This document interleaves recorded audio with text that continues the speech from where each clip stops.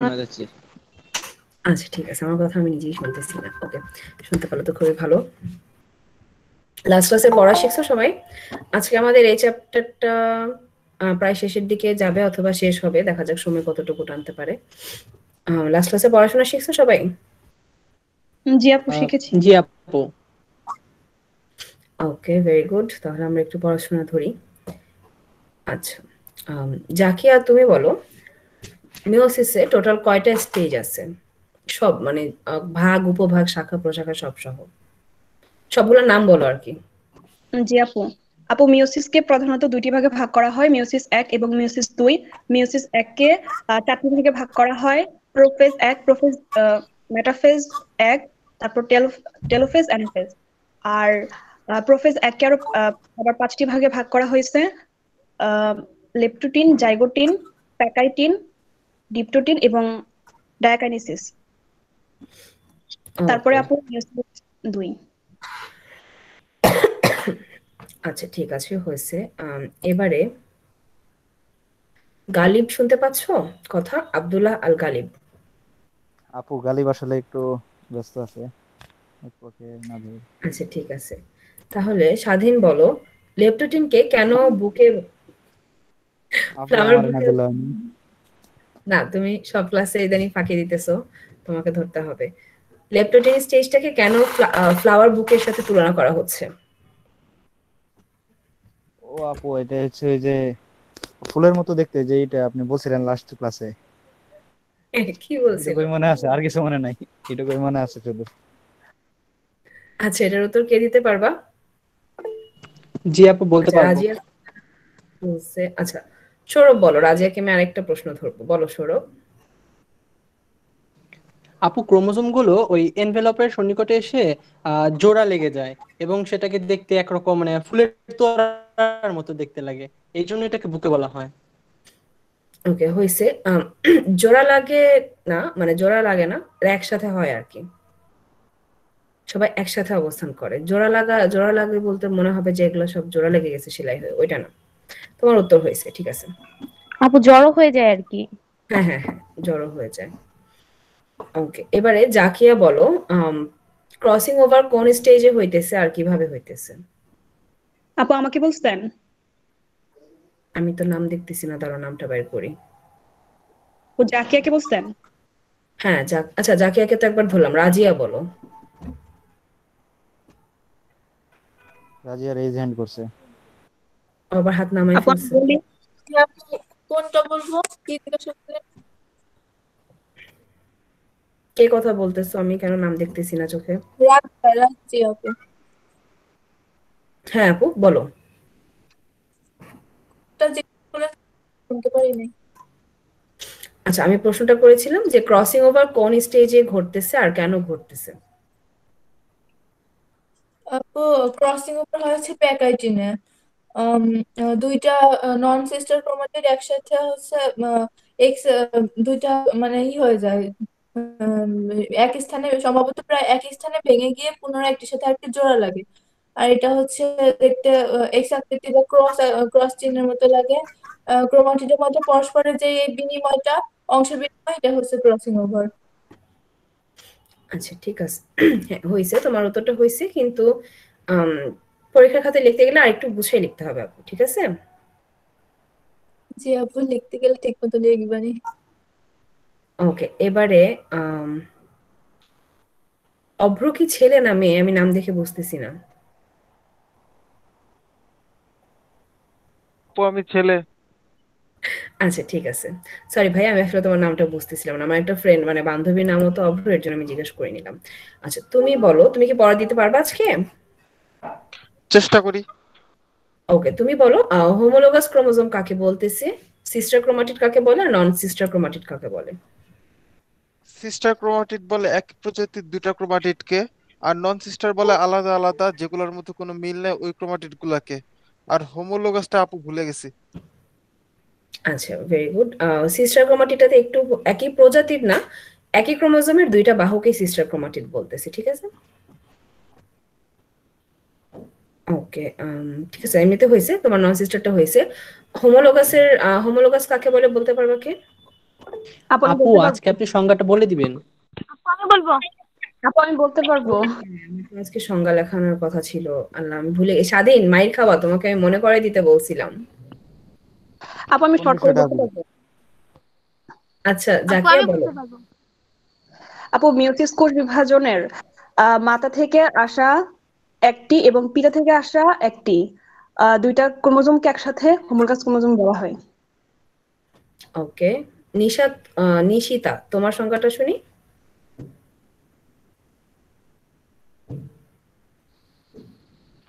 যে ক্রোমোজোমের সেন্ট্রোমিয়ার গুলো একই জায়গায় এবং জিনগুলো একই জায়গায় এবং বৈশিষ্ট্যগুলো প্রায় একই রকম তাদেরকে হোমোলোগাস ক্রোমোজোম বলে।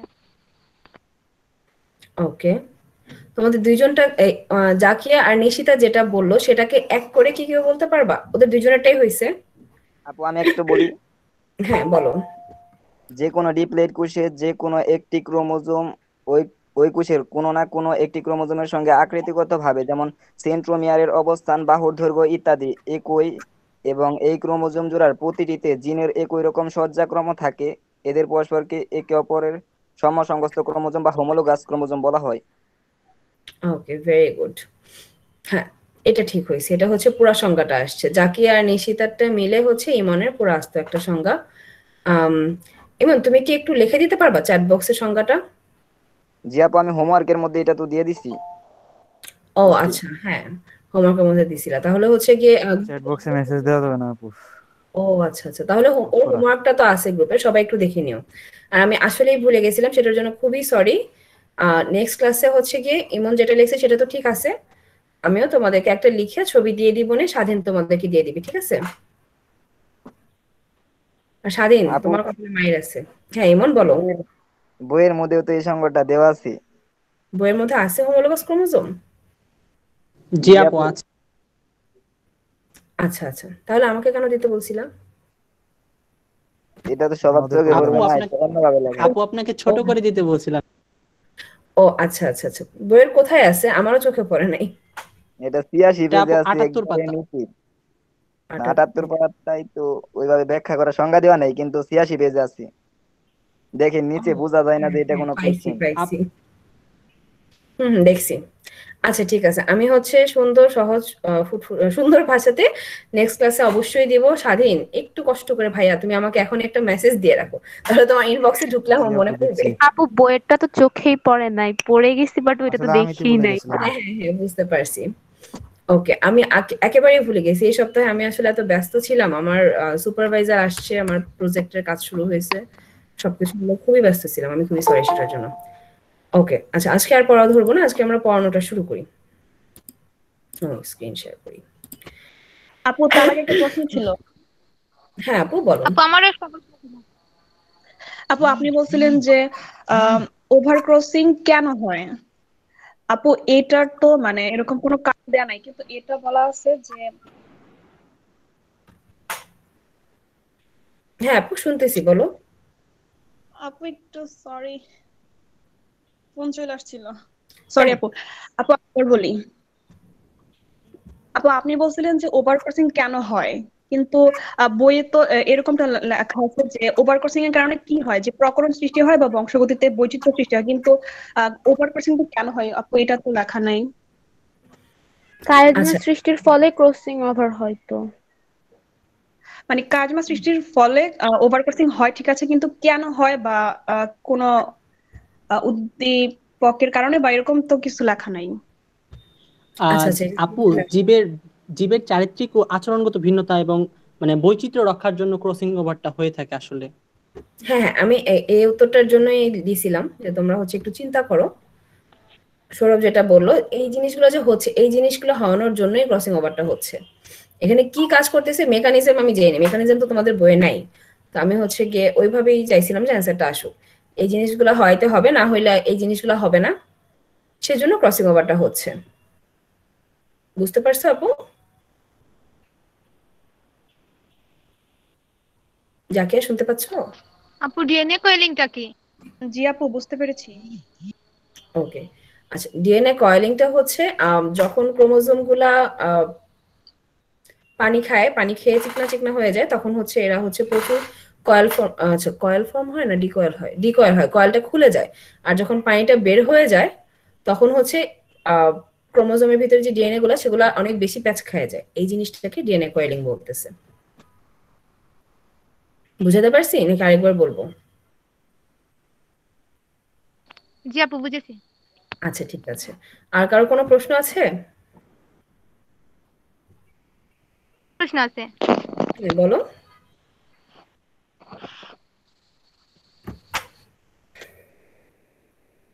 আপু ডিপ্লোটিন তাপে যে আকর্ষণ কাজ করে এটা কেন হয় আপু?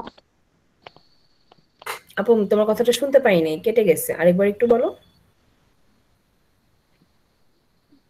আপু ডিপ্লোটিন তাপে যে বাইবিলেটের মধ্যে বিকর্ষণ কাজ করে এটা কেন হয়? আচ্ছা আচ্ছা, বিকর্ষণ কাজ করে কেন? ডিপ্লোটিন স্টেজে সেন্ট্রোমিয়ার গুলোর মধ্যে এমন একটা কেমিক্যাল আসে, প্রোটিন সিগন্যাল আসে, এটা হচ্ছে কাইন্ড অফ চুম্বকের মতন, চুম্বকের সমমেরু পরস্পরকে বিকর্ষণ করে, এরকম একটা ঘটনা এখানে ঘটে। অর্থাৎ দুই দিকেই সেম টাইপের কেমিক্যাল চলে আসে, কেমিক্যাল সিগন্যাল আসে, যে কারণে বিকর্ষণটা হয়। এটার ডিটেলস তোমাদের বইয়ে লেখা নাই, এই কেমিক্যাল এগুলো সবগুলোই প্রোটিন সিগন্যাল। এই স্টেজে প্রোটিন, ওই প্রোটিনটা এখানে এসে বসে, যে কারণে বিকর্ষণ হয় ওদের মধ্যে। বোঝা গেছে আপু? জি আপু। ওকে, আর কারো কোনো প্রশ্ন আছে? না আপু, আপনি শুরু করেন। আচ্ছা ঠিক আছে। আচ্ছা তাহলে নেক্সট ক্লাসে আমি তোমাদেরকে হচ্ছে হোমোলোগাসের সংজ্ঞাটা দিতেছি। আর কোনো কিছু কি দিব বলছিলাম? চিত্র আঁকাটাও শিখাবো নেক্সট ক্লাসে। আর কোনো কিছু দিলে আমাকে একটু মনে করে দিও, কারণ আমি আসলে এই সপ্তাহে এত ব্যস্ত ছিলাম, আমি আসলে কোনো দিকে তাকানোর সময় পাই নাই। ওকে, লাস্ট ক্লাসে আমরা শেষ করছিলাম মিওসিস 1 দিয়ে, তো আজকে থেকে হচ্ছে আজকে আমরা মিওসিস 2টা শুরু করব। দেখা যাচ্ছে সবার কাছে স্ক্রিন? জি আপু, দেখা যাচ্ছে। জি আপু। তো মিওসিস 2টা শুরু করার আগে আমরা হচ্ছে কি জাস্ট একটা রিক্যাপ, এর জন্য হচ্ছে আমি ছবিটা দিলাম। এই ছবিটা কিছুই না, আগে যেটা পড়ে আসছি সেটাই। একদম প্রথমে ইন্টারফেস থেকে তারপরে প্রোফেজ 1 আসতেছে, মেটাফেজ 1 আসতেছে, অ্যানাফেজ 1 আসতেছে, টেলোফেজ 1 আসতেছে। টেলোফেজ 1 এর মধ্য দিয়ে এরা প্রবেশ করতেছে মিওসিস 2 তে। মিওসিস 2 তে এসে মিওসিস 2টা মোর অর লেস পুরোটাই হচ্ছে মাইটোসিসের মতন। মাইটোসিসে যে কাহিনী হয়েছে, অর্থাৎ আমরা যদি ছবিটাকে ভাগ করে দেই,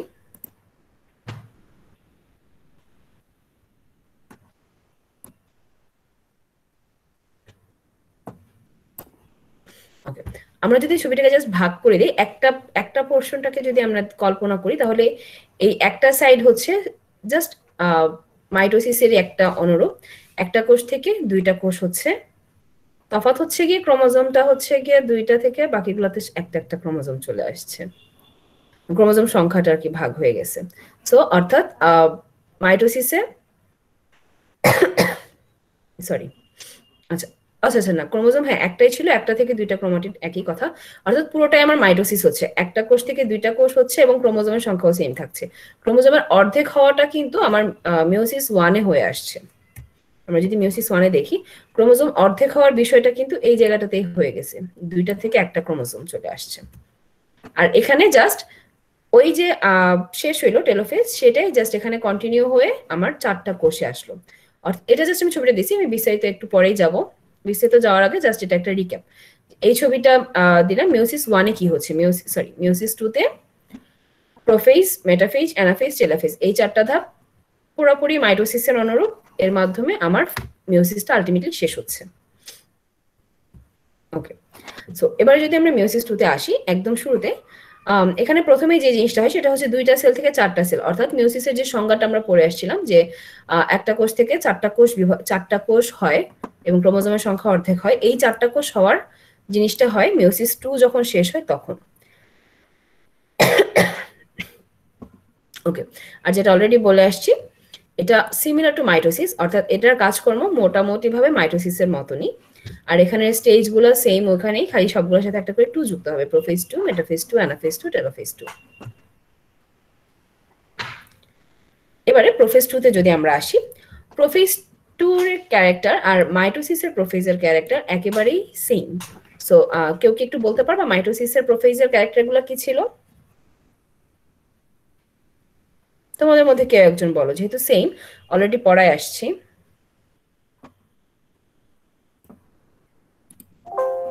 আপু বুঝতে পারিনি, আবার একটু বলেন।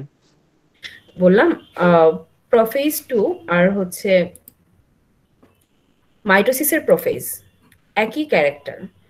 সো এই ক্যারেক্টারগুলো কি সেটা তোমাদের মধ্যে একজন বলো, কারণ অলরেডি আমি পড়ায় আসছি। একই জিনিস। বলি হ্যাঁ বলো। আকার সবচেয়ে বড় হয়ে যায়, তারপর ক্রোমোজোমের গুলো পানি বিয়োজিত হয়ে খাটো এবং মুক্তাকৃতির হয়। হ্যাঁ, আর আরেকটা মেইন জিনিস ঘটে নিউক্লিওলাস আর নিউক্লিয়ার এনভেলপের। আর নিউক্লিয়ার মেমব্রেনের আর কি বলে এটাকে, মানে বিলুপ্তি ঘটে। হ্যাঁ, বিলুপ্তি ঘটে। ওকে, ভেরি গুড। এখানেও সেম ক্যারেক্টারগুলোই চলে আসবে। ক্রোমোজোমগুলো পানি বের করে খাটো মোটা হইতে শুরু করে, নিউক্লিওলাস আর নিউক্লিয়ার মেমব্রেন বিলুপ্ত ঘটা শুরু করে। তারপর আসছে মেটাফেজ 2। এটাও সেম মাইটোসিসের মেটাফেজের মতনই। ক্রোমোজোমগুলো হচ্ছে বিষুব অঞ্চলে অবস্থান করে, সেখানে হচ্ছে একটা প্লেট তৈরি হয়, যে প্লেট সেখানে মেটাফেজ প্লেট নাম দিয়েছে, তোমাদের বই এত ডিটেলস নাই। তারপর হচ্ছে স্পিন্ডল ফাইবার বা মাইটোটিক ফাইবার গুলো আসে।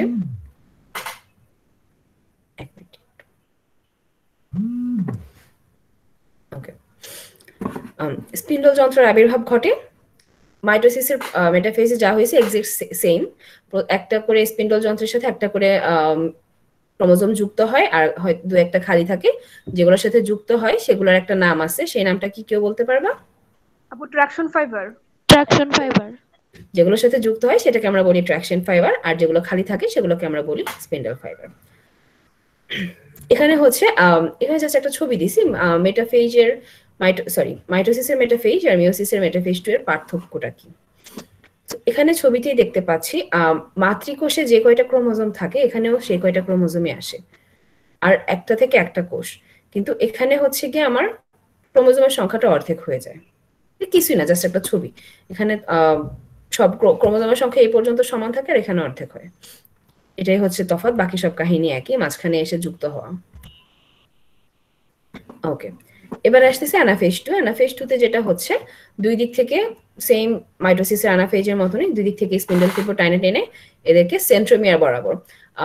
মিওসিস 1 এর অ্যানাফেজ 1 এ আমরা দেখেছিলাম যে এরা সেন্ট্রোমিয়ার বরাবর ভাগ হয় না, ক্রোমোজোম বরাবর ভাগ হয়, অর্থাৎ দুটো ক্রোমোজোম দুই পাশে চলে যায়।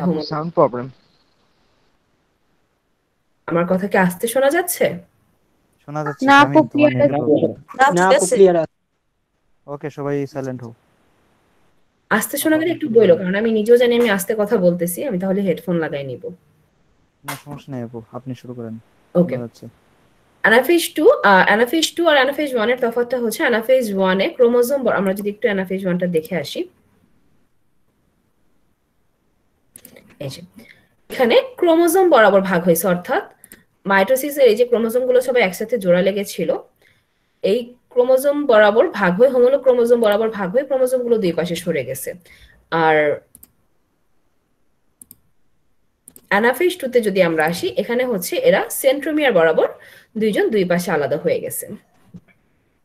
এটা পুরোপুরি মাইটোসিসের অ্যানাফেজের মতনই, কিন্তু মিওসিসের অ্যানাফেজ থেকে এটা ভিন্ন, কারণ এটা সেন্ট্রোমিয়ার বরাবর ভাগ হয়েছে। ওকে, এটা জাস্ট পার্থক্য। যেখানে হচ্ছে আমার ডাবল ক্রোমাটিড ওয়ালা ক্রোমোজোম গুলো থাকে, এখানে হচ্ছে সিঙ্গেল ক্রোমাটিড ওয়ালা ক্রোমোজোম। তারপরে আসতেছে টেলোফেজ 2। দুনিয়ার সব টেলোফেজ একই রকম, দুই দিকে সবাই ভাগ ভাগ হয়ে চলে যাচ্ছে, মাঝখান দিয়ে হচ্ছে সাইটোপ্লাজম ভাগ হয়ে সাইটোকাইনেসিস হয়ে দুইটা আলাদা কোষের বিভাজন শুরু হইতেছে। স্পিন্ডল ফাইবার অদৃশ্য হয়ে যায়, নিউক্লিওলাস নিউক্লিয়ার মেমব্রেন আসে, এরা পানি খেয়ে চিকনাট পাতলা হয়ে যায়। এবং এই স্টেজই অর্থাৎ আমার ওই একটা কোষ থেকে চারটা কোষ হওয়া পরিপূর্ণ হয় আর কি, পূর্ণ হয়। এখানে সেম, এখানে পার্থক্যটা দেখানো হয়েছে। এখানে হচ্ছে গিয়ে ডাবল স্ট্র্যান্ড ক্রোমোজোম গুলো থাকে, আর এখানে হচ্ছে গিয়ে সবাই হচ্ছে গিয়ে সিঙ্গেল স্ট্র্যান্ডের চলে আসতেছে। টেলোফেজ 1 এবং টেলোফেজ 2 এর পার্থক্যটা আর কি এখানে দেখানো হয়েছে। টেলোফেজ 1 এ ডাবল স্ট্র্যান্ড ক্রোমোজোম থাকে, ক্রোমোজোমের সংখ্যা কিন্তু এখানেও দুইটা এখানেও দুইটা, বাট ওরা ডাবল স্ট্র্যান্ডে থাকে আর এরা হচ্ছে সিঙ্গেল স্ট্র্যান্ডে। এই কারণে মিওসিসকে আমরা হ্যাপ্লয়েড বলি। একদম শুরুতে আমরা পড়ে আসছিলাম মাইটোসিস হচ্ছে 2n এবং মিওসিস হচ্ছে n। হ্যাপ্লয়েড বলার দুইটা কারণ, একটা হচ্ছে n সংখ্যক ক্রোমোজোম থাকে এবং ক্রোমাটিড সংখ্যাটাও বেজোড় সংখ্যায় থাকে। এই হচ্ছে টেলোফেজ শেষ হওয়ার কাহিনী। তারপরে সাইটোকাইনেসিস এটা জাস্ট আছে দেখে আমি একটা ছবি অ্যাড করে দিছি। সাইটোপ্লাজমগুলো মাঝখান দিয়ে ভাগ হয়ে কোষ, গাছের ক্ষেত্রে কোষ প্রাচীর এসে ভাগ হয়ে দুইটা আলাদা হয়ে যাচ্ছে, অর্থাৎ একটা কোষ থেকে 4টা স্বতন্ত্র কোষ তৈরি হচ্ছে। সো আমার মিওসিস এখানেই শেষ, মিওসিস বিভাজনটা আর কি এখানেই শেষ। সবার কাছে কি ক্লিয়ার হয়েছে? আপু আমার একটা কোশ্চেন ছিল। হ্যাঁ আপু বলো। আপু যেমন মায়োসিস 1 হইছে 2 হইছে, তা মায়োসিস 3 আর কি 4 সম্ভব? না, মায়োসিস 3 আর 4 সম্ভব না। বিষয়টা কি, মায়োসিস 1 আর 2 তো এমন না যে কোষগুলো আসলে জানে, কোষের মতনই ভাগ হয়। বিজ্ঞানীরা যখন মানে গবেষণা করে তখন এই ভাগটা কয় ভাগে হয় সেটা যখন তারা দেখে, তখন দেখে যে রিপিটেশন মানে একই রকমের টাইপের হইতেছে, তখন হচ্ছে গিয়ে তারা পুরো প্রসেসটাকে কয়েকটা ভাগে ভাগ করছে পড়ার সুবিধার জন্য, মানে স্টাডি করার সুবিধার জন্য। এমন না যে আমার বডিতে যে কোষরা আছে তারা আসলে জানে যে মিওসিস 1 আর মিওসিস 2 বা মিওসিস 3, 4 হইতে হবে, সেটা না। তারা তাদের মতনই সৃষ্টি শুরু থেকেই তারা তাদের নিয়মে ভাগ হচ্ছে। বিজ্ঞানীরা তারপরে স্টাডি করতেছে যে ভাগটা আসলে কিভাবে হচ্ছে। তারপরে তারা দেখে যে খুবই লেংদি একটা প্রসেস। এই লেংদি প্রসেসটাকে আমরা যদি একটার ভিতরে নিয়ে আসি এবং আমরা যদি একটানা হচ্ছে ওখানে 4, 5, 6, 7টা, এখানে হচ্ছে 4টা, টোটাল হচ্ছে গিয়ে 10টার মতন স্টেজ। 10টা স্টেজ যদি আমরা একটানা দেখতে যাই তখন সব প্যাচ লেগে যায়। আর এই 10টা স্টেজের মধ্যে আবার মিল আছে, অর্থাৎ সাপোজ মেটাফেজ 1 মেটাফেজ 2, অর্থাৎ দুইটা ফেজেই দেখা যাচ্ছে যে দুইটা একটা স্টেজ পর আর আবার আরেকটা স্টেজ আসতেছে যেখানে ক্রোমোজোমগুলো মাঝে আসতেছে, অর্থাৎ কাহিনী ভিন্ন হইলেও কিছুটা মিল সম্পন্ন কাহিনী রিপিটেশন হইতেছে। তখন সবকিছু মিলিয়ে তারা পুরো ঘটনাটাকে দুইটা ভাগে ভাগ করে। এখন যদি ঘটনাটা এমন হইতো যে আমার বডিতে ঘটনা আরো ঘটতেছে তখন 3টা ভাগে ভাগ করতো, কিন্তু সেটার দরকার পড়ে নাই। দুইটা ভাগের মধ্যেই পুরো ঘটনাটা চলে আসছে দেখেই মিওসিস 1 আর মিওসিস 2, মিওসিস 3 আর 4 আনা হয় নাই। বুঝাতে পারছি কি? আপু যদি মিওসিস 3 হতো তাহলে আমরা প্রোফেজ 3 তো পেতাম, ওটা ওরকম হ্যাঁ, পেতাম না, মিওসিস 3 বলে যদি এরকমও তো পেতাম, মানে বৈশিষ্ট্য তো একই। মিওসিস 3 বলে কিছু থাকলে সেখানে হয়তো এরকমই হইতো, কিংবা নতুন কোন স্টেজ আসতো। যেহেতু নাই, আমরা বলতেও পারি না যে থাকলে কি হইতো। বোঝা গেছে আপু? ওকে, আর কারো কোনো প্রশ্ন আছে মিওসিসের এই বিভাজনের বিষয়গুলো নিয়ে? মিওসিস 1 এবং 2 আপু ট্রাকশন ফাইবার আর স্পিন্ডল তন্তু কি কি? আচ্ছা, ট্রাকশন ফাইবার আর সরি, দাঁড়াও আমি ট্রাকশন ফাইবার স্পিন্ডল তন্তু বোঝাচ্ছি।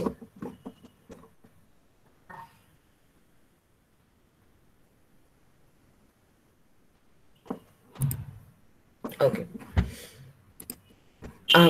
এই চিত্রটা যদি আমরা দেখি, এটা এই পুরো জিনিসটা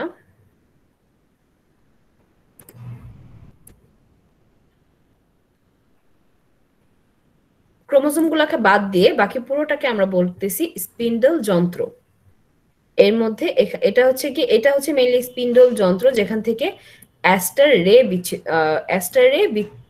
কি বলে এটাকে, বিচ্ছুরণ হয়ে আমার স্পিন্ডল তন্তু গঠন করতেছে। এই যে এখানে দেখো সূর্যের মতো কতগুলা মাথা, এই মাথাগুলারই কিছু হচ্ছে গিয়ে লম্বা লম্বা হয়ে স্পিন্ডল তন্তু গঠন করতেছে, আর বাকি মাথাগুলা যারা স্পিন্ডল তন্তু গঠন করতেছে না তাদেরকে আমরা বলি অ্যাস্টার রে। আর এই যে মাথাগুলা লম্বা লম্বা হয়ে একটা আরেকটার সাথে লেগে, অর্থাৎ একটা একটা করে সুতার মতো লাইন তৈরি করতেছে, সেগুলোকে আমরা বলতেছি স্পিন্ডল ফাইবার বা স্পিন্ডল তন্তু। এখন এখানে দেখো 1টা 2টা 3টা 4টা 5টা 6টা, এই 6টা লম্বা লম্বা লাইন, 6টা লম্বা লম্বা লাইনকে আমি স্পিন্ডল তন্তু বলতেছি। স্পিন্ডল তন্তুগুলোর ভিতরে এই 2 নাম্বার আর 4 নাম্বার আর হচ্ছে গিয়ে যাই হোক র্যান্ডম 2 আর 4 নাম্বারের মধ্যে ক্রোমোজোম গুলো আটকাইছে, বাকিগুলা খালি, অর্থাৎ এরা খালি, এদের সাথে কোনো ক্রোমোজোম আটকায় নাই। যাদের সাথে ক্রোমোজোম আটকাইছে তাদেরকে আমরা বলতেছি ট্রাকশন ফাইবার, আর যাদের সাথে ক্রোমোজোম আটকায় নাই তাদেরকে আমরা স্পিন্ডল তন্তুই বলতেছি, অর্থাৎ সেই স্পিন্ডল তন্তুই আছে। অর্থাৎ বিষয়টা হচ্ছে সব তন্তুকেই আমি স্পিন্ডল তন্তু বলতে পারি, ট্রাকশন ফাইবার গুলো স্পিন্ডল তন্তু, কিন্তু সব স্পিন্ডল তন্তু ট্রাকশন ফাইবার বলবো না। যে স্পিন্ডল তন্তুগুলোর গায়ে ক্রোমোজোম লাগে শুধুমাত্র তাকেই আমরা ট্রাকশন ফাইবার বলি। অর্থাৎ সব ট্রাকশন ফাইবার স্পিন্ডল তন্তু, কিন্তু সব স্পিন্ডল তন্তু ট্রাকশন ফাইবার না। বুঝতে পারছো আপু? জি আপু। ওকে, আর কোনো প্রশ্ন আছে কারো?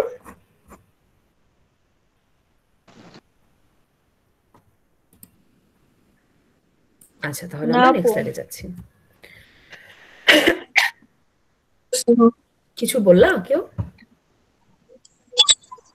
জি আপু, মানে এই মায়োসিসের পুরো মানে পুরো প্রক্রিয়াটা যদি একটু সামারাইজ করে বলা যায় তো খুব ভালো হইতো, লাস্টে বলে দিন একটু। আচ্ছা, এখনই বলতেছি, দাঁড়াও সামারাইজের ছবিটা বের করি। ওকে, এই দুইটা ছবিকে যদি আমি একসাথে আনি তাহলে পুরো জিনিসটা হবে মায়োসিসের পুরা প্রক্রিয়াটা। আমি জাস্ট ভাগ করছি কারণ এটা অনেক লম্বা একটা ছবি। সো এখান থেকে যদি আমরা শুরু করি, একদম প্রথমে হচ্ছে ইন্টারফেস। এই ইন্টারফেস আর মাইটোসিসের ইন্টারফেস একই রকম, যেখানে মিওসিস শুরু হওয়ার আগের নাটক সিনেমা হয়, অর্থাৎ ডিএনএ রেপ্লিকেশন, আরো আরএনএ তৈরি, প্রোটিন তৈরি, এটিপি এর সিনথেসিস, মানে হাবিজাবি যা যা দরকার সবকিছুর তৈরি এই স্টেজটাতে হয়। এবারে তারপরে ইন্টারফেস থেকে এন্ট্রি নেয় প্রোফেজ 1-এ। প্রোফেজ 1-এর ভিতরে অনেকগুলো উপপর্যায় আছে যেগুলা পার হয়ে তারপরে আমরা ঢুকি প্রোফেজ 2-তে। ওই উপপর্যায়গুলো হচ্ছে নামগুলো একটু দেখে নিই, মুখস্থ নেই। Leptotene, zygotene, pachytene, diplotene, diakinesis. Summarise চিত্রে আসলে সবগুলো উপপর্যায় থাকে না, আমি গুগলে এরকম কোনো চিত্র পাই নাই যেখানে leptotene, zygotene, pachytene, diplotene, diakinesis সহ পুরো চক্রটা আছে। সো এখানে সিম্পলি প্রোফেজ 1টাকে একটা চিত্রেই দেখানো হয়েছে, কিন্তু প্রোফেজ 1-এর ভিতরে আসলে 5টা চিত্র আছে। 5টা চিত্র আমরা যদি একটু রিক্যাপ করে আসি, একদম প্রথমে আসতেছে আমাদের লেপ্টোটিন। লেপ্টোটিনের মধ্যে সবগুলা ক্রোমোজোম একসাথে হয়ে অবস্থান করতেছে, পানি বের হয়ে যাচ্ছে, দেখতে অনেকটা ফ্লাওয়ার বুকের মতন লাগতেছে। তারপর আসতেছে আমাদের জাইগোটিন, যেখানে হোমোলোগ পেয়ার গুলা, যেটার সংজ্ঞা ওরা বলছে অলরেডি, যে একই রকম দেখতে, একই জিন বিন্যাসের, একই সেন্ট্রোমিয়ারিক পজিশন, সবকিছু মিলাই যে একই রকম দেখতে বাবার একটা ক্রোমোজোম এবং মার একটা ক্রোমোজোম, এদেরকে আমরা বলতেছি হোমোলোগ ক্রোমোজোম। এরা তখন একসাথে হয়ে বাইভ্যালেন্ট অর্থাৎ জোড় গঠন করে। এই জিনিসটা হচ্ছে জাইগোটিনে। জোড় গঠন করার পরে প্যাকাইটিন স্টেজে যেটা হচ্ছে, প্রতিটা জোড়ের দুটো নন সিস্টার ক্রোমাটিড, অর্থাৎ একটা পরপর দুটো হোমোলোগ ক্রোমোজোমের একজনের একটা ক্রোমাটিড আরেকজনের জন্য নন সিস্টার। তো নন সিস্টার ক্রোমাটিড এরা কায়াজমা ফর্ম করছে, অর্থাৎ একজন আরেকজনের উপরে উঠে ক্রস ফর্ম করতেছে, যেখানে যেটাকে আমরা কায়াজমা বলতেছি। এবং এই কায়াজমা স্থানটাতে এরা ভেঙে গিয়ে ক্রসিং ওভার হচ্ছে। ক্রসিং ওভার হওয়ার পরে সাথে সাথে এর আলাদা হয়ে যাচ্ছে না। ক্রসিং ওভার হওয়ার পরেও এর একসাথেই জোড়া লেগে থাকে ক্রসিং ওভারের স্থানটাতে। ডিপ্লোটিন স্টেজ এসে যেটা হয়, এবার ক্রসিং ওভার হয়ে যাওয়ার পরে এই জোড়া লাগা স্থান দুটোকে দুই পাশে রেখে মাঝখান দিয়ে এদের মধ্যে বিকর্ষণ তৈরি হয়। বিকর্ষণটা তৈরি হয় কারণ হচ্ছে এবার ওদের আলাদা হইতে হবে। ডায়াকাইনেসিসে বিকর্ষণটা হচ্ছে কন্টিনিউ হইতে থাকে। তারপরে মেটাফেজে এসে তখনও ওরা আলাদা হয় নাই, ওই সর্বোচ্চ বিকর্ষিত অবস্থাতে, জোড়া লাগা অবস্থাতে এরা থাকে এবং সবাই হচ্ছে বিষুব অঞ্চলে অবস্থান করে। এবং তখন স্পিন্ডল যন্ত্র আসে, স্পিন্ডল তন্তু দিয়ে সবাই একসাথে আটকায়, যেটাকে আমরা ট্রাকশন ফাইবার বলি। তারপর অ্যানাফেজে এবার তারা আলাদা হয়। অ্যানাফেজে দুই দিক থেকে স্পিন্ডল তন্তু ছোট হইতে হইতে, অ্যানাফেজ 1-এ স্পিন্ডল তন্তু ছোট হইতে হইতে এরা দুইটা ক্রোমোজোম ধরে টান দেয়।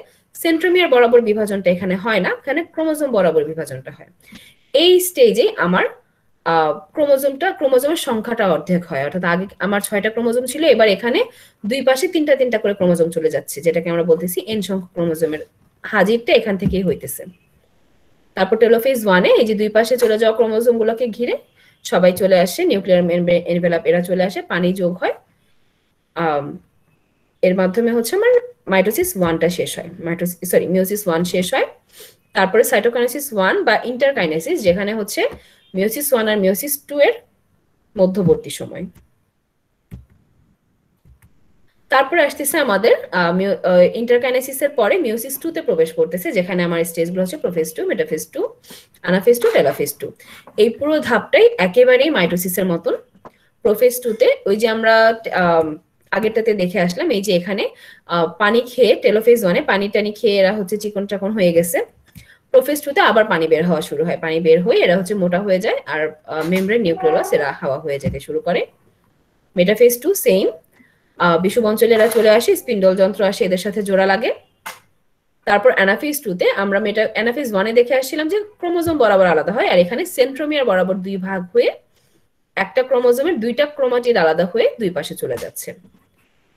টেলোফেজে এই 2 পাশে চলে যাওয়া ক্রোমোজোমকে ঘিরে আমার সেল মেমব্রেন আসতেছে, সেল ওয়াল আসতেছে, সবকিছু এসে টোটাল সাইটোকাইনেসিস 2 তে 4টা সেল ভাগ হচ্ছে। অর্থাৎ আমি যদি এখানে দেখি একদম আমার মাদার সেলে বা মাতৃকোষে, অর্থাৎ ইন্টারকাইনেসিস ইন্টারফেজে যেই কোষটা আমি দেখতেছি, এখানে আমার ক্রোমোজোম ছিল 2টা এবং কোষ ছিল 1টা। মিওসিস শেষ হওয়ার পরে আমার কোষ হয়ে গেছে 4টা এবং ক্রোমোজোম হয়ে গেছে 1টা করে, যার ভিতরে এখানে তোমরা দেখো একজন পুরোপুরি বাবার ক্রোমাটিড নিয়ে আছে, একজন পুরোপুরি মারটা নিয়ে আছে, আর 2 জনের মধ্যে ক্রসিং ওভার হয়েছে। এই আমার 4 জন তৈরি হইল, এই দিয়ে আমার মিওসিসটা শেষ হইল। এই হচ্ছে মিওসিসের কাহিনী, অর্থাৎ আমার একটা সেল থেকে 4টা সেল হচ্ছে এবং ক্রোমোজোমের সংখ্যা অর্ধেক হয়ে যাচ্ছে এবং ক্রসিং ওভার হচ্ছে। এটা জাস্ট চিত্রতে আছে দেখে তোমাদেরকে বললাম।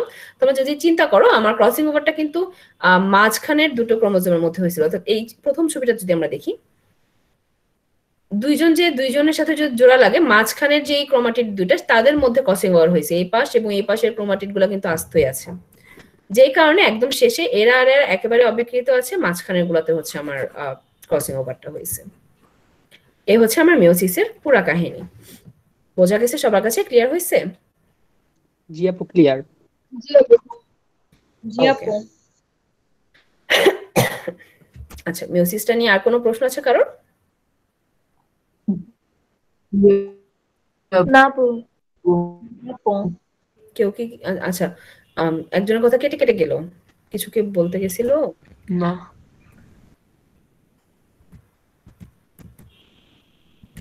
আচ্ছা, এবারে আসতেছি মিওসিসের গুরুত্ব। মায়োসিস মিওসিস একই জিনিস, একটা আমেরিকান উচ্চারণ, একটা ব্রিটিশ উচ্চারণ। তো মায়োসিসের গুরুত্ব বা তাৎপর্য, যে মিওসিসটা হচ্ছে কেন, দরকারটা কি, এটা মিওসিসের একদম শুরুতে বলে আসছিলাম যে জিনিসটা যদি না হইতো তাহলে হচ্ছে জাইগেন্টিক কিছু একটা তৈরি হইতো, ক্রোমোজোমের সংখ্যা ডাবল হয়ে যেত। ক্রোমোজোমের সংখ্যাটা অর্ধেক হচ্ছে বলেই আমার জনন কোষে অর্ধেক হচ্ছে বলেই যখন জাইগোট হচ্ছে তখন আবার মাতৃকোষের সমরূপ হয়ে যাচ্ছে। যে সেটা যদি না হইতো, অর্থাৎ মাইটোসিস যদি হইতো, তাহলে ডাবল হয়ে যেত, সামথিং জাইগেন্টিক ঘটতো। সো এখানে আরো কিছু গুরুত্ব দেওয়া আছে।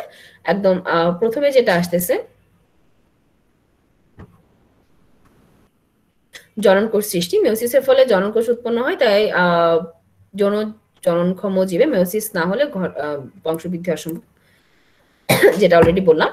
ক্রোমোজোমের সংখ্যা ধ্রুব রাখা, এটাও আমি মাত্রই বললাম যে এটা যদি না হইতো তাহলে হচ্ছে গিয়ে সব ডাবল ডাবল হয়ে যেত, হইতেছে বলেই হ্যাপ্লয়েডটা তারপর একসাথে মিলে জাইগোট হয়ে আমার ডাবল হতো, একই হইতেছে, ধ্রুব থাকতেছে। এই যেখানে লেখা আছে যে মিওসিস না ঘটলে পিতামাতা হতে সন্তান সন্ততিতে ক্রমাগতভাবে পুরুষানুক্রমে 2 গুণ, 4 গুণ, 8 গুণ, 16 গুণ এভাবে বৃদ্ধি পেয়ে আমূল পরিবর্তন ঘটে যেত এবং পরিণামে জীবজগৎ ধ্বংস হয়ে যেত।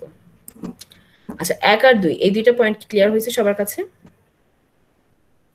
জি আপু, ক্লিয়ার। জি আপু। আচ্ছা, আমি যখন ক্লাস নিই তখন আমাকে মনে পড়ে। আচ্ছা, তারপরটা আসছে প্রজাতির স্বকীয়তা ঠিক রাখা। এটাও একই, এই 1 আর 2 এর কারণেই প্রজাতির স্বকীয়তা ঠিক থাকতেছে। অর্থাৎ আমার মধ্যে আমার বাবার কিছু ক্যারেক্টার, আমার মার কিছু ক্যারেক্টার আসতেছে। আমি যদি গাছের ক্ষেত্রে চিন্তা করি তাহলে ল্যাংড়া গাছ থেকে ল্যাংড়া গাছই হইতেছে, অর্থাৎ আমার ক্যারেক্টার গুলো সব সেম সেম আসতেছে। এটা কি আমরা বলতেছি প্রজাতির স্বকীয়তা ঠিক রাখা, যে ক্রোমোজোম সংখ্যা ঠিক রেখে বংশানুক্রমে প্রতিটি জীবের স্বকীয়তা রক্ষিত হচ্ছে। তারপর আসতেছে বৈচিত্র্য সৃষ্টি। একটু আগে লাস্টের চিত্রটা তোমাদেরকে আমি দেখাইছিলাম যে দুইজন সেম সেম আছে আর মাঝখানের দুইজনের মধ্যে ক্রসিং ওভার হয়েছে। এই যাদের মধ্যে ক্রসিং ওভারটা হইতেছে তাদের মধ্যেই বৈচিত্র্যটা মেইনলি সৃষ্টি হচ্ছে। যেখানে যেটা লিখলো যে মিওসিস প্রক্রিয়ায় গ্যামেটে ক্রোমোজোমের স্বাধীন বিন্যাস এবং ক্রসিং ওভারের ফলে পৃথিবীতে এই বৈচিত্র্যটা সৃষ্টি হচ্ছে। তারপর হচ্ছে অভিব্যক্তি, মিওসিস বৈচিত্র্যায়নে অভিব্যক্তি ধারা ও প্রভাব আর সাহিত্যিক কথাবার্তা। যাই হোক, মোট কথা হচ্ছে বৈচিত্র্য সৃষ্টির কারণেই আমার ক্যারেক্টার গুলো চেঞ্জ হইতেছে, ভালো ক্যারেক্টার আমি বানাইতে পারতেছি। যদি গাছের ক্ষেত্রে দেখি, এই ক্রসিং ওভারের কারণেই আমি উন্নত প্রজাতি তৈরি করতে পারতেছি। তারপর হচ্ছে গ্যামেট সৃষ্টি এবং বংশবৃদ্ধি, একই কথা আবার লিখছে। যৌনক্রম, যে সকল জীবের, আচ্ছা এটা কি জিনিস, এটা একটা মজার পয়েন্ট। যে সকল জীবের জীবন চক্রে যৌনক্রম আছে সেখানে মায়োসিসের প্রত্যক্ষ ভূমিকা পালন করে, এটা মানুষের ক্ষেত্রে, অর্থাৎ যাদের মধ্যে একটা নির্দিষ্ট সিকোয়েন্স, যাদের লাইফ সাইকেলে একটা নির্দিষ্ট সিকোয়েন্স আছে। নিম্ন শ্রেণীর উদ্ভিদে এত জটিল সেক্সুয়াল ডিভাইডেশনটা হয় না, সিম্পলি তারা দুই ভাগ হয়ে যায়, ওখানে এত কাহিনী নাই। বাট যাদের একটা নির্দিষ্ট ধারা আছে যে ডিম হচ্ছে, ডিম ফুটে বাচ্চা বের হইতেছে, বাচ্চা বড় হইতেছে, বাচ্চা থেকে আবার ওই বড় বাচ্চার মধ্যে আবার গ্যামেট সৃষ্টি হইতেছে, আবার নতুন ডিম হচ্ছে, এই যে চক্রটা, এটা যাদের মধ্যে আছে তাদের মধ্যে এটা ডিরেক্ট ভূমিকা অবশ্যই আছে। তারপর আছে মেন্ডেলের সূত্র। মেন্ডেলের সূত্র ব্যাখ্যা দেওয়া মেয়োসিস ছাড়া অসম্ভব। মেন্ডেলের সূত্র কি, এটা হচ্ছে আমরা যখন জেনেটিক্স এর চ্যাপ্টার পড়বো তখন জানবো। ওকে, এই হচ্ছে মোটামুটি ভাবে মেয়োসিসের গুরুত্ব বা তাৎপর্য। এটা কি সবার কাছে ক্লিয়ার হয়েছে? জি আপু, ক্লিয়ার। ওকে, আচ্ছা এবারে আসতেছে crossing over, one of the most important topic. Question এখান থেকে আসে, ঘুরায়া পেঁচায়া, ডাবল পেঁচায়া, মেলা ভাবে কোশ্চেন আসে। সো প্রোফেজ 1 যখন আমরা পড়ি তখনই আমরা দেখে আসি যে প্যাকাইটিন স্টেজে ক্রসিং ওভারটা হয়। এই ক্রসিং ওভার আবিষ্কার করেন থমাস হান্ট, আমি বানানটা ভুল লিখছি, হান্ট হবে। হান্ট মর্গান নামে এক ভদ্রলোক 1909 সালে, যেটার জন্য 1913 সালে নোবেল প্রাইজ পায়। আর উনি পুরো কাহিনীটা আবিষ্কার করে ভুট্টার প্ল্যান্ট থেকে। তোমরা দেখবা এটা একটা মজার জিনিস, যত পড়তে থাকবা বা যদি হায়ার স্টাডিজে যাও তখন দেখবা যে জেনেটিক্স রিলেটেড ম্যাক্সিমাম জিনিসই আবিষ্কার হয়েছে, মানে আবিষ্কারের শুরুটা হয়েছে গাছ থেকে। এটা কেন? তার কারণটা হচ্ছে গাছের ভুট্টার বা মেন্ডেলেরটাও দেখবো, মেন্ডেলেরটা হচ্ছে এক ধরনের পি বাংলা কি মটর গাছ, মটরশুঁটি।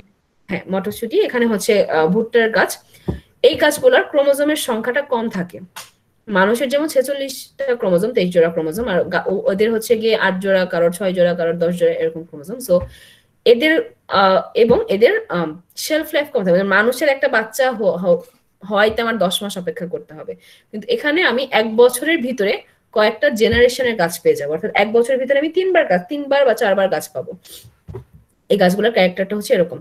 একে তো এদের ক্রোমোজোমের সংখ্যা কম, স্টাডি করার সুবিধা, তার উপরে আমি ইজিলি, মানে আমার বছর বছর ধরে প্রজন্মের জন্য অপেক্ষা করতে হবে না, ইজিলি আমি 1 বছরের মধ্যেই 3বার ক্রসিং ঘটে 3বার রেজাল্ট আনতে পারবো, যে এই বীজ না হইলে পরে আরেকটা বীজ দিয়ে আরেকটা বীজ দিয়ে। সো এই জিনিসগুলোর জন্য গাছের উপরে মেইনলি এক্সপেরিমেন্ট গুলো করা হয় একদম শুরুর দিকে।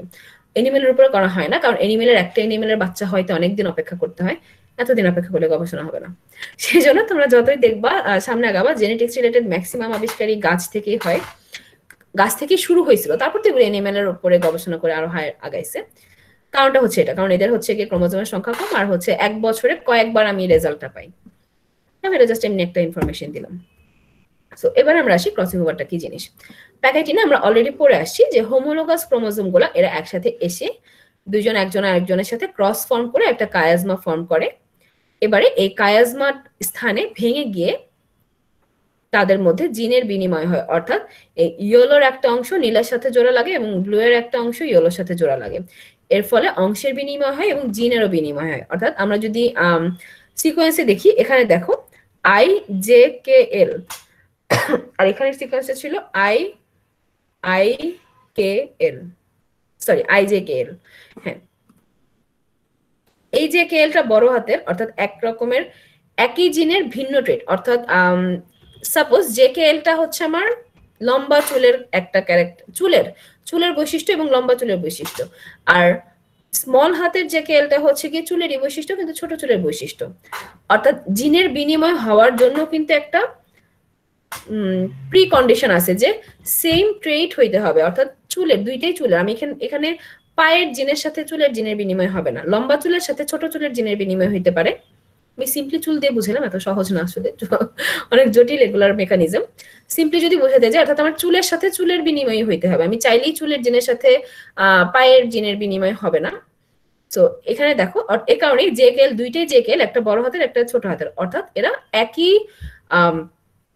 একই জিনিসের ক্যারেক্টার, দুইটা ভিন্ন ক্যারেক্টার, অর্থাৎ দুইজনই হয়তো চুলের জিন, একটা লম্বা চুলের জিন একটা ছোট চুলের জিন, এদের মধ্যে এবার ক্রসিং ওভার হয়ে ইয়েলোটার মধ্যে লম্বা চুল বিদায় নিয়ে ছোট চুলের জিন ঢুকে গেছে, আর ব্লুটার মধ্যে ছোট চুলের জিন বিদায় হয়ে বড় চুলের জিন ঢুকে গেছে। এর ফলে ক্রসিং ওভারটা হইলো। এবার হয়তো এদের মধ্যে লম্বা চুল হবে না, ছোট চুল হবে না, একজনের দেখা গেল কোকড়া চুল হইলো, আরেকজনের দেখা গেল ওয়েভি চুল হইলো, এরকম কোনো ক্যারেক্টার, বাট চুলের মধ্যে এই চেঞ্জটা আসলো। আমি কি বুঝাতে পারছি? জি আপু, বুঝতে পেরেছি। আচ্ছা, তো ক্রসিং ওভারের জিনিসটা হচ্ছে এরকম যে আমরা বলতেছি জিনের বিনিময় ঘটতেছে, কিন্তু সেই মন চাই জিনের মধ্যে বিনিময় ঘটবে না, সেম ট্রেটের জিন হইতে হবে। অর্থাৎ যদি এটা কালার হয় তাহলে কালারই হইতে হবে, সাদা কালো ভ্যারিয়েশন হইতে পারে, বাট কালারের জিনই হইতে হবে। যদি এটা পাতার হয় তাহলে পাতার জিনই হইতে হবে, শিকড় বাকড় হওয়া যাবে না, এরকম বিষয়টা হচ্ছে এটা। ওকে, এবারে তোমাদের বইয়ে হচ্ছে কি এটার একটা মেকানিজম লেখা আছে, একই জিনিস যেটা আমি এতক্ষণ বললাম ওইটাই, যে একদম প্রথমে আমার দুইটা হোমোলোগাস ক্রোমোজোম একসাথে আসে, বাইভ্যালেন্ট ফর্ম করে, তারপর দুইটা নন সিস্টার ক্রোমাটিডের মধ্যে কায়াজমা ফর্ম হয়, কায়াজমা ফর্ম হয়ে তারপরে আচ্ছা, কায়াজমা ফর্ম হয়ে কায়াজমার জায়গায় ভেঙে যায়, ভেঙে যাওয়ার ক্ষেত্রে যেই এনজাইমটা কাজ করে সেটা হচ্ছে এন্ডোনিউক্লিয়াস। তারপরে ভেঙে যেয়ে আবার একজনেরটার সাথে আরেকজনেরটা অর্থাৎ ক্রস হয়ে জোড়া লাগে, এই জোড়া লাগার ক্ষেত্রে যে এনজাইমটা কাজ করে সেটা হচ্ছে লাইগেজ। এই ভাঙা এবং জোড়া লাগার পরে দুইজন আলাদা হয়ে সুন্দর মতো ভদ্র বাচ্চার মতন বসে যায় ক্রসিং ওভারের পার্টটা নিজেদের মধ্যে নিয়ে। এই হচ্ছে আমার ক্রসিং ওভারের টোটাল মেকানিজমটা, একই জিনিস যেটা এতক্ষণ বলে আসছি। এখন হচ্ছে তোমাদের বই আর কি জিনিসটা আলাদাভাবে লিখছে, কারণ পরীক্ষা আলাদাভাবে আসে। এটা কি সবার কাছে এখন ক্লিয়ার হয়েছে? জি আপু, ক্লিয়ার। ওকে, এবার আসতেছে ক্রসিং ওভারের গুরুত্ব বা তাৎপর্য। পরীক্ষার সময় যদি মনে হয় যে আমার এতগুলা ক্যারেক্টার মনে পড়তেছে না, তখন চরিত্র পরিবর্তন হওয়া, নতুন ট্রেড সৃষ্টি হওয়া, এগুলো নিয়ে যতভাবে সম্ভব পেঁচায় পুচায়া ক্যারেক্টার লিখে দিবা, সবচেয়ে ইজি জিনিস। কারণ ক্রসিং ওভারের মেইন জিনিসই এটা যে এদের মধ্যে জিনের বিনিময় ঘটার ফলে আমার ক্যারেক্টারের ট্রেড চেঞ্জ হইতেছে। সরি, সো 1 নাম্বার ক্যারেক্টার আসতেছে, ক্রসিং ওভারের ফলে দুটি ক্রোমাটিডের মধ্যে অংশের বিনিময় ঘটে, ফলে জিনগত পরিবর্তন সাধিত হয়, যেটা অলরেডি আমরা দেখে আসলাম। এবারে এই জিনগত পরিবর্তন সাধিত হওয়ার ফলে বৈশিষ্ট্য পরিবর্তন হয়, এই বৈশিষ্ট্য পরিবর্তন হওয়ার ফলে বৈচিত্র্য আসে, নতুন ভ্যারিয়েশন তৈরি হয়, পরিবেশে টিকে থাকার ক্ষমতা তৈরি হয়, আবার কখনো সৃষ্টি হয় নতুন প্রজাতি। সরি, আচ্ছা, এটার মানে কি? নতুন বৈচিত্র্য সৃষ্টি, সেটা তো আমরা বুঝতেই পারতেছি যেহেতু বৈশিষ্ট্য চেঞ্জ হইতেছে। পরিবেশে টিকে থাকার ক্ষমতা, এটা কি জিনিস? এগুলা মেইনলি আমরা যদি ধানের কথা চিন্তা করি, একদম বাচ্চাকালে আমরা দেখতাম, বা আমাদের বাচ্চাকালে না, আমাদের বাবা মাদের বাচ্চাকালে হচ্ছে গিয়ে একেবারেই নেটিভ যে ধানগুলো, অর্থাৎ প্রাকৃতিক ভাবে যে ধানগুলো হয় সেগুলা দেখা যেত, যে আমন, বড়, আউশ।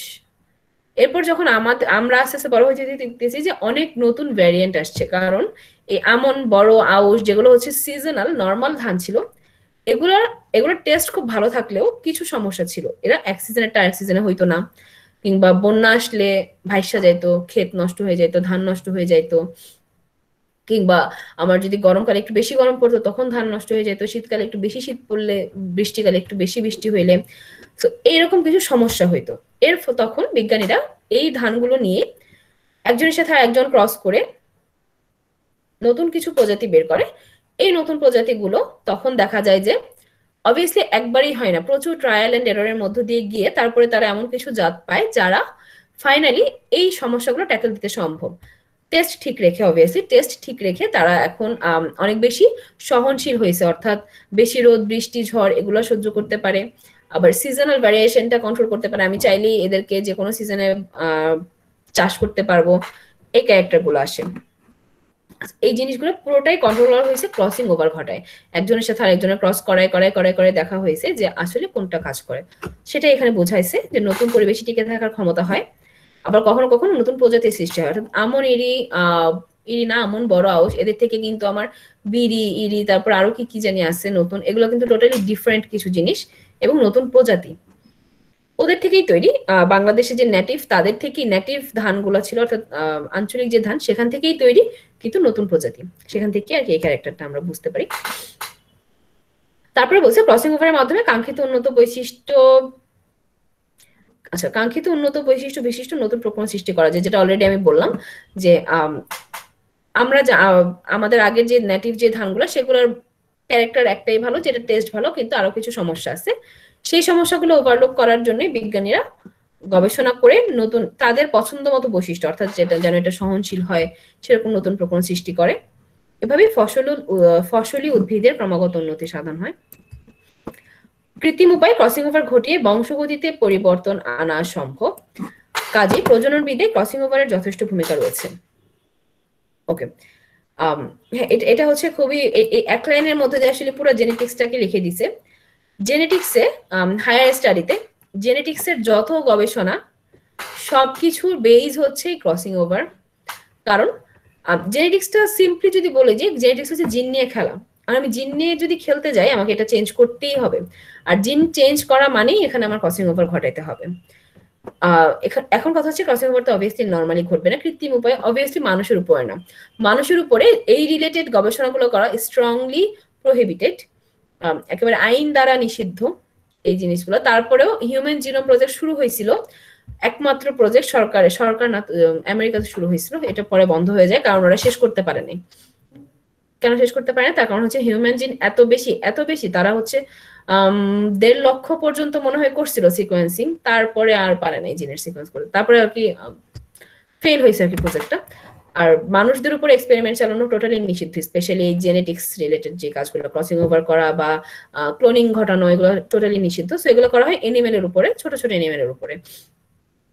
মেইনলি জেনেটিক্সের ক্ষেত্রে যদি আমি দেখি, এনিমেল জেনেটিক্সে মানুষ বাদে এনিমেল জেনেটিক্সে মেইনলি এই কাজগুলো করা হয় মাছির উপরে, কারণ মাছির জিনের সংখ্যা কম এবং খুব ইজিলি আমি তাড়াতাড়ি 1 বছরে অনেকগুলো বাচ্চা কাচ্চা পাই, ইজিলি কাজগুলো করা যায় ওখানে। তখন হচ্ছে গিয়ে আমরা ল্যাবে কৃত্রিম উপায়ে কাজগুলো করি, আমরা হচ্ছে গিয়ে এগ কালেক্ট করে তারপরে মাইক্রোস্কোপের নিচে নিয়ে, মাইক্রোস্কোপ ইলেকট্রন মাইক্রোস্কোপ, এনজাইম দিয়ে, এই যে লাইগেজ এনজাইম আমরা বললাম, এন্ডোকাইনেজ লাইগেজ, এই এনজাইম গুলো দিয়ে জিন কাটাকুটি করে একটাতে আরেকটাতে বসাই কৃত্রিম উপায়ে ক্রসিং ওভার করে তারপরে হচ্ছে গবেষণাটা করা হয় যে কি হয়, সেটাই দেখা হয় যে কি হয়, কি হচ্ছে, সেটাই আর কি এখানে লেখছে। কৃত্রিম উপায়ে করে বংশগতিতে পরিবর্তন আনা সম্ভব। দেখা যায় যে লাল চোখের মাছি এবং কালো চোখের মাছির মধ্যে ক্রস করে আমি অন্য কোনো একটা কালারের মাছি চলে আসলো, কিংবা ক্রস, আচ্ছা যাই হোক বেশি জটিল হয়ে যায়, কিছু বলার দরকার নেই, লাল চোখ আর কালো চোখ পর্যন্তই থাকুক।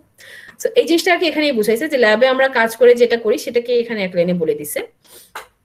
তারপর হচ্ছে গবেষণার ক্ষেত্রে ক্রসিং ওভারের গুরুত্ব রয়েছে, কারণ ক্রোমোজোমের জিনের রেখাকার বিন্যাস প্রমাণে বা ক্রোমোজোমাল ম্যাপিং এ ক্রসিং ওভার বৈশিষ্ট্য ব্যবহৃত হয়। এটাও জেনেটিক্সেরই একটা অ্যাপ্লাইড সাইড দেখাইছে। আমরা যখন একটা অ্যানিমেলের জেনেটিক্স নিয়ে পড়তে যাই তখন সবার আগে আমাদের ক্রোমোজোমাল ম্যাপিংটা আনতে হয়। সাপোজ মাছিরটাই ধরি, যেহেতু মাছিরটাই বলতেছিলাম, মাছির যে 8টা ক্রোমোজোম আছে তারা কে কিভাবে আছে, কোন বিন্যাসে আছে, কিরকম দেখতে আছে, এই সবকিছু গ্রাফিক্যাল একটা প্রেজেন্টেশন হয়। গ্রাফিক্যাল প্রেজেন্টেশন বলতে বেশ কিছু সফটওয়্যার আছে সেগুলো দিয়ে রান করিয়ে আমরা একটা গ্রাফিক্যাল প্রেজেন্টেশন পাই, যেটা দেখলে মনে হবে যে একটা ইসিজির কাগজ যদি তোমরা দেখে থাকো যে ঘিজি লাইন সেভের সামথিং কিছু একটা, ওইরকম একটা কিছু আমরা পাই যেটাকে আমরা ক্রোমোজোমাল ম্যাপিং বলি। আচ্ছা, ওই ম্যাপিং গুলাতে এই ক্রসিং ওভারের এই জিনিসগুলো ইউজ করা হয় ম্যাপিংটা ঠিকঠাক মতো করতে, যে কোন জায়গায় ক্রসিং ওভার হচ্ছে না হচ্ছে, সেগুলো হচ্ছে আমার ফার্দার রিসার্চে ইউজ হয়। তারপরে ক্রোমোজোমে জিনের অবস্থান নির্ণয় করা, এটা হচ্ছে ক্রসিং ওভার যখন হয়, এটা অবভিয়াসলি ল্যাব ওয়ার্ক। ল্যাবে যখন আমরা ক্রসিং ওভার করতেছি সো ক্রসিং ওভারটা যখন হয় তখন হচ্ছে গিয়ে যে জায়গাতে ভাঙতেছে সেখান থেকে বোঝা যায় যে এখানে আসলে কোন জিনটা ছিল। সাপোজ আমরা যদি আগের এটাতে যাই, এই ছবিটাতে যদি আমরা দেখি, সাপোজ আমরা জানি না নীলের মধ্যে কোন জিন, সেটা আমরা জানি না, হলুদটা জানি। তো আমরা হলুদ আর নীলের মধ্যে ক্রসিং ওভার করাইলাম, করানোর পরে দেখলাম যে হলুদের এই অংশটা নীলের মধ্যে গেছে, অর্থাৎ এবং যেহেতু আমরা প্রি কন্ডিশন জানি যে সেম সেম অংশই যাইতে হবে, ওখান থেকে আমরা বুঝতে পারি যে নীলের মধ্যেও তার মানে ওই অংশে এই ট্রেডটাই ছিল। এটা জাস্ট একটা ল্যাব ওয়ার্ক। আমরা যদি কোনো একটা আননোন কিছু একটা থাকে তখন হচ্ছে একটা ক্রসিং ওভার করায় দেখানো হয় যে কোথায় ভাঙতেছে, কোন জিনটা যাচ্ছে, মানে পরিচিত জিনের কোনটা অপরিচিতটাতে যাচ্ছে, সেখান থেকে আমরা বুঝতে পারি যে অপরিচিত এই অংশটা কোনটা, সেটা এখানে বোঝানো হয়েছে। তারপর হচ্ছে জেনেটিক ম্যাপ তৈরি করা হয়, ক্রোমোজোমাল ম্যাপিং এর মতন জেনেটিক্যাল ম্যাপও একটা ম্যাপ, যেখানে হচ্ছে কোডনগুলো যেটা আমরা ফার্স্ট চ্যাপ্টারে পড়বো, ATCG এগুলার যে একটা সিকোয়েন্স, সেই ম্যাপিংটা হচ্ছে গিয়ে করা হয়। এই হচ্ছে মোটামুটি ভাবে ক্রসিং ওভারের গুরুত্ব। এটা কি ক্লিয়ার হয়েছে সবার কাছে? জি আপু, ক্লিয়ার। আচ্ছা, জি আপু। কারোর প্রশ্ন আছে কোনো কিছু নিয়ে? না আপু, প্রশ্ন নেই। আচ্ছা, প্রশ্ন না থাকলে ভালো। এই হচ্ছে আমাদের চ্যাপ্টারের লাস্ট টপিক, মাইটোসিস এবং মিওসিসের মধ্যে পার্থক্য। অলরেডি আমরা অনেক কিছু পড়ে আসি, তো এই পার্থক্যগুলো অ্যাকচুয়ালি সবারই জানা। আমি জাস্ট একবার করে পড়ে যাই, যদি কোনোটাতে কোনো সমস্যা থাকে বুঝাই দিব। প্রথমটাতে হচ্ছে জীবের দেহকোষে সংগঠিত হয়, সবাই আমরা জানি, আর এটা হচ্ছে জনন কোষে হয়। এটাতে দেহের বৃদ্ধি ঘটে, এটাতে গ্যামেট সৃষ্টি হয়। একজনের মধ্যে 2টা অপত্য কোষ সৃষ্টি হয়, একজনের মধ্যে 4টা অপত্য কোষ সৃষ্টি হয়। ক্রোমোজোমের সংখ্যা একজনের মধ্যে সমান থাকে আর একজনের মধ্যে অর্ধেক হয়, অর্থাৎ সংজ্ঞা থেকেই আমার সব চলে আসে। প্রথম 3টা ক্যারেক্টার হচ্ছে টোটালি সংজ্ঞা থেকে, একটা সংখ্যাকে ভেঙে 3 ভাগ করে 3টা পার্থক্য হয়ে গেছে। তারপরে আসতেছে ইন্টারফেসটা দীর্ঘস্থায়ী, আর এক জায়গায় ইন্টারফেসটা ক্ষণস্থায়ী। সিনাপসিস মাইটোসিসে হয় না, এক জায়গায় হয় না, মিওসিসে হয়। ক্রসিং ওভার ঘটে না, ক্রসিং ওভার ঘটে, কমন জিনিস। বিবর্তন এবং যৌনক্রমের সাথে মাইটোসিসের কোনো সম্পর্ক নেই, কারণ হচ্ছে এই যেহেতু ক্রসিং ওভার ঘটে না, সো জিন পরিবর্তন হয় না, বিবর্তন নাই। যেটা এখানে যেটা হয় সেটা হচ্ছে গিয়ে জাস্ট আমার বংশ বৃদ্ধি হয়, শারীরিক বৃদ্ধি হয় ওইটা। আর মিওসিসে যেহেতু ক্রসিং ওভার হয়, সো এখানে বিবর্তন যৌনক্রমের সাথে সম্পর্ক থাকে। আচ্ছা, এখানে একটা দেখো, এটা একটা মজার জিনিস, ক্রোমোমিয়ার। সাধারণত প্রোফেজ ক্রোমোজোমে ক্রোমোমিয়ার দেখা যায় না। এখানে আমরা যদি চিত্রতে দেখি, তোমাদের বইয়ের চিত্রটা প্রোফেজ কি আছে,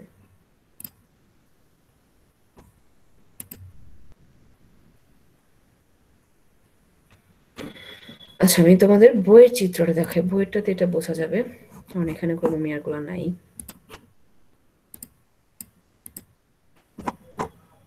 ওকে, এই চিত্রটা যদি আমরা দেখি তাহলে দেখো এখানে জায়গায় জায়গায় এরকম দাগ দাগ দাগ দাগ দাগ দাগ, এটার মানে কি? এগুলো হচ্ছে জাস্ট ক্রোমোমিয়ার, এগুলোকে ক্রোমোমিয়ার বলে। এরা হচ্ছে গিয়ে সেন্ট্রোমিয়ারের মতো, এগুলো সেন্ট্রোমিয়ার না, সেন্ট্রোমিয়ারটা তো সেন্ট্রালে থাকে, সেন্ট্রাল পজিশনে থাকে, কাইন্ড অফ একই রকমের যে সামথিং একটা জিনিস। ক্রোমোমিয়ারটা কি সেটা তোমাদের বইয়ে কেন নাই, আমাদের সময় ছিল। আচ্ছা, সো ক্রোমোমিয়ারটা সেন্ট্রোমিয়ারের মতনই একটা স্ট্রাকচার। পেপারের ফার্স্ট অধ্যায় আছে ক্রোমোমিয়ার কি। ও আচ্ছা আচ্ছা, তাহলে আমরা সামনে পড়বো। তো এই ক্রোমোমিয়ারটা মায়োসিসে স্পষ্ট বোঝা যায়, যেটা হচ্ছে গিয়ে মাইটোসিসে বোঝা যায় না। সরি, ওকে। সো ওইটা এখানে লেখা আছে, ক্রোমোমিয়ারটা মাইটোসিসে বোঝা যায় না, দেখা যায় না, মিওসিসে দেখা যায়। ওকে, নিউক্লিয়াসের পর্যায়ে মধ্যক দশা দীর্ঘস্থায়ী, এটা কি জিনিস? 9 নাম্বারটার মানে কি আমি নিজেও বুঝতেছি না। পর্যায় মধ্যক দশা কি জিনিস এটা আমি জেনে তোমাদেরকে নেক্সট ক্লাসে বলবো। আপু প্রোমেটাফেজ এরকম কিছু হবে? বুঝতেছি না পর্যায় মধ্যক দশা কি, এত জটিল জটিল বাংলা। ইন্টারফেস বুঝাইতেছে, সাইটোকাইনেসিস কি বুঝাইতেছে, পর্যায় মধ্যক দশা কি?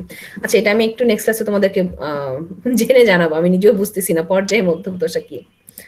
আচ্ছা, তারপরে হচ্ছে সেন্ট্রোমিয়ার। সেন্ট্রোমিয়ার সহ বিভক্ত হয়। আচ্ছা, এখানে যেটা মাইটোসিসে সরাসরি একবারই বিভক্ত হয় সেন্ট্রোমিয়ার বরাবর, আর মেটাফেজ 1 এ সেন্ট্রোমিয়ার অবিভক্ত থাকে, মিওসিসে গিয়ে সরি। আপু আজকে ক্লাস থাকে কিন্তু। হ্যাঁ, আমার ক্লাস তো শেষ, এটা হইলেই ক্লাসও শেষ, তোমাদের এই চ্যাপ্টারও শেষ।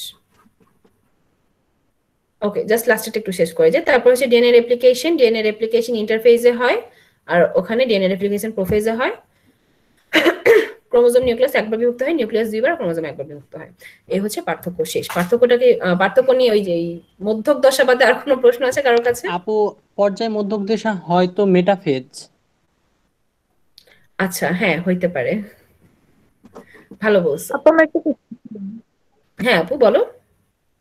আপু মায়োসিস পর্বের ইন্টারফেস পর্যায়ে ক্ষণস্থায়ী এটা বলতে কি বুঝাইছে, মানে কেন ক্ষণস্থায়ী বুঝাইছে ওটা আমি হয়তো বুঝতে পারতেছি না। আচ্ছা আচ্ছা, কেন ক্ষণস্থায়ী বুঝাইছে এটা এখানে আসলে কেনটার উত্তর নাই, এটা এভাবেই হয়ে আসতেছে। বিজ্ঞানীদের সংজ্ঞা অনুযায়ী তো আসলে হয় না। যখন তারা স্টাডি করতে যায় তখন দেখা যায় যে বিভাজন শুরুর আগের স্টেজটা মাইটোসিসে অনেকক্ষণ ধরে থাকে, অর্থাৎ মাইটোসিসের রেস্টিং পজিশনটা অনেক বড়, যেটাকে ইন্টারফেস নাম দিছে। মিওসিসেও এরকম একটা রেস্টিং পজিশন আছে, যেই পজিশনে হচ্ছে মাল মশলা তৈরি হয়, কিন্তু এটা ছোট। এটা হয়েছে দেখি এটা বলা অল্প হয়েছে। সময় থাকে মনে হয়। হ্যাঁ, এটা অল্প সময়ে হয়ে আসছে। এটা কিন্তু আগেই হয়ে আসে, তারপর আবিষ্কার হয়েছে। কেন অল্প সময় হয় সেটার উত্তর আসলে নাই, অল্প সময় হয়ে আসতেছে। আপু হ্যাঁ বলো। আপু হয়তো মাইটোসিসে যে মেটাফেজ হয় সেখানে ডাবল ক্রোমোজোম গুলো থাকে, এবং মায়োসিস যেগুলো থাকে সেগুলো সিঙ্গেল ক্রোমোজোম, এই জন্য হয়তো মানে স্বল্পস্থায়ী বা দীর্ঘস্থায়ী। এটার উত্তর আছে কিনা আমি খুঁজবো। আমরা আসলে এরকম কিছু পড়ি নাই যে কেন এটা ছোট হয় কেন এটা বড় হয়। এখানে মাইটোসিসের কাজগুলো অনেক অনেক কিছু হয়, সেজন্য হচ্ছে ওই ইন্টারফেসটা বড়। মিওসিসে এতগুলা কাজ হয় না। এখন এতগুলো কাজ কেন হয় না সেটার উত্তরটা আসলে আমরা পড়ি নাই। তো আমি এটা একটু দেখবো গুগলে, কেন হয় না সেটা আমি জেনে জানাবো, আমি না জেনে আসলে বলতে পারতেছি না। জাস্ট অতটুকুই জানি, মাইটোসিসের ইন্টারফেসে অনেক কিছু হয়, অনেকগুলা কাজ হয়, যেটা মিওসিসের ইন্টারফেজে হয় না। মিওসিসের ইন্টারফেজে অল্প কিছু কাজ হয়ে সরাসরি বিভাজনটা শুরু হয়ে যায়। কেন হয় আর কেন হয় না সেই উত্তরটা আমি তোমাদেরকে নেক্সট ক্লাসে দিব, ঠিক আছে? Thank you. ওকে, আর কোনো প্রশ্ন আছে কারোর? না আপু, প্রশ্ন নেই। পর্যায় মধ্যক দশাটা হইতে পারে মেটাফেজ, এটাও আমি দেখবো এই বাংলার ইংলিশটা কি। আচ্ছা, তাহলে আমাদের এই চ্যাপ্টারটা এখানেই শেষ। এই চ্যাপ্টারটার উপরে মানে এই আজকে যতটুকু পড়াইছি সেটার উপরে তোমাদের এই হোমওয়ার্ক গুলো, মিওসিস 2 কে কেন মাইটোসিসের অনুরূপ বলা হয়। এটা কোশ্চেনটা দেখতে ছোট মনে হলো, এটা তো পুরো মিওসিস 2টাই ব্যাখ্যা করতে হবে। ব্যাখ্যা করে শেষের দিয়ে আর কি বলতে হবে যে মাইটোসিস মানে প্রত্যেকটা পয়েন্টেই লিখতে হবে যে এই জিনিসটা মাইটোসিসের অনুরূপ, মাইটোসিসেও এটা হয়, এভাবে বলে ফাইনালি বলতে হবে যে মিওসিসের প্রতিটা ধাপই যেহেতু মাইটোসিসের অনুরূপ সেজন্য আর কি এটাকে অনুরূপ বলা হইতেছে একই রকম। জীবজগতে মিওসিসের তাৎপর্য কি পড়াইছি। ক্রসিং ওভারের মেকানিজম বর্ণনা করো, এটাও পড়াইলাম। ক্রসিং ওভার কেন গুরুত্বপূর্ণ সেটাও পড়াইলাম। মিওসিস এবং তফাৎ কি সময়, যা পড়াইছি সবগুলো এখানে চলে আসছে। আর হচ্ছে গিয়ে যা পড়াইছি সেটার সামারাইজ তোমাদের জাতীয় হোমওয়ার্ক। এই হচ্ছে তোমাদের হোমওয়ার্ক। আপু সৃজনশীল কবে পড়াবেন? সৃজনশীলটা আমি নেক্সট ক্লাসে দিব। নেক্সট ক্লাসে সৃজনশীল দিয়ে তারপরের সাথে তোমাদের একটা পরীক্ষা হবে। সরি, নেক্সট ক্লাসে হচ্ছে আমি তোমাদেরকে চিত্রটা পড়াবো। মিওসিসের চিত্র আমি শিখাই নাই। আর হচ্ছে গিয়ে এই কোশ্চেনগুলো স্বাধীন তুমি একটু আমাকে লিখে রাখো। হোমোলোগাস ক্রোমোজোমের সংজ্ঞা, মধ্যক দশা কি, আর ইন্টারকাইনেসিসটা ছোট কেন, এই তিনটার উত্তর দিব। আর হচ্ছে সৃজনশীল কিছু কোশ্চেন দিব তোমাদেরকে আমি নেক্সট ক্লাসে, এবং কিভাবে সৃজনশীল। ওকে আপু। ওকে, আজকের ক্লাস নিয়ে আর কোনো প্রশ্ন আছে? আপু আমি তো নিউ, আমি কি করব এখন? কে কি বুঝি নাই ভাইয়া। ভাই কে কথা বলে বুঝি নাই। আমি কিছু বললাম।